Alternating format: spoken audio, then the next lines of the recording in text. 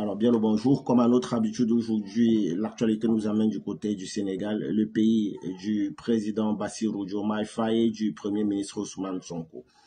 Ousmane Sonko et les accords de pêche qui lient aujourd'hui le Sénégal et l'Union européenne vont faire l'objet véritablement de notre petite analyse pour ce matin.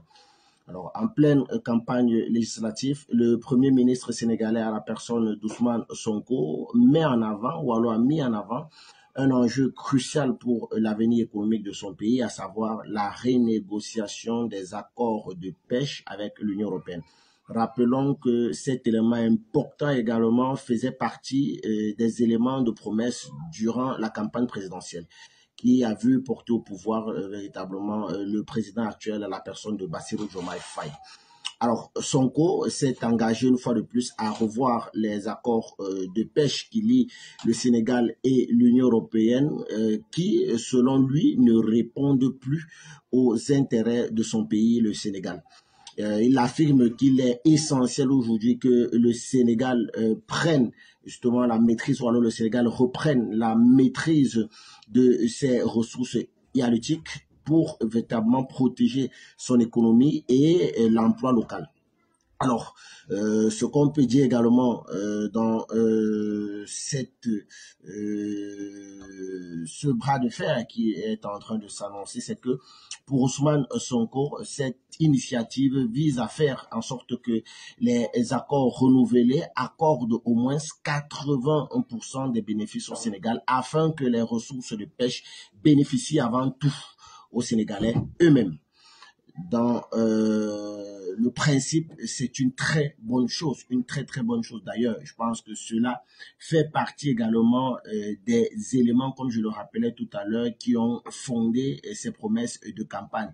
Et il faut aussi dire qu'aujourd'hui, le peuple sénégalais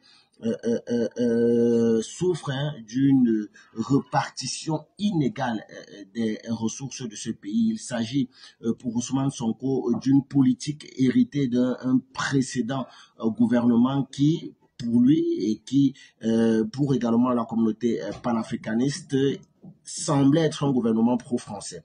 Et donc, les pêcheurs locaux, souvent confrontés à des conditions de vie assez difficiles, très difficiles, espèrent que ces changements marqueront la fin de l'exploitation étrangère de leurs ressources. Alors, nous, à travers cette vidéo, il faut préciser également que les accords de pêche ainsi que d'autres accords avec l'Union européenne doivent être renégociés et que les Sénégalais ne veulent pas justement d'un retour au paradigme selon lequel la France et l'Union européenne sont les maîtres du marché du côté du Sénégal. À partir de cet instant, il faut non seulement saluer l'initiative du Premier ministre, bien qu'elle s'inscrive dans une promesse de campagne, on parle ici des campagnes législatives, et que, bien avant cela, elle faisait partie également des promesses de campagne présidentielle qui ont porté justement le tandem Bassirou Diomaye Faye Ousmane Sonko au pouvoir. Nous pouvons que saluer cette initiative de nature à ce que véritablement les ressources naturelles de ce pays, précisément ces ressources halieutiques, reviennent ou alors soit majoritairement, bénéficient majoritairement aux citoyens de ce pays, précisément à l'emploi local et bien sûr aux pêcheurs locaux.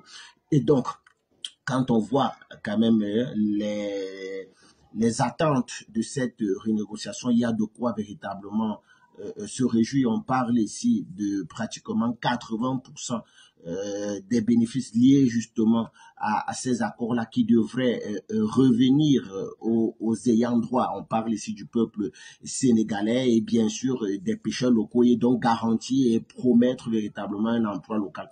C'est une initiative qu'il faut saluer, qu'il faut véritablement encourager et bien sûr, je dis bien et bien sûr, on espère qu'elle va véritablement aboutir à cette renégociation-là afin que véritablement les intérêts, seuls les intérêts du peuple sénégalais puissent être mis en avant.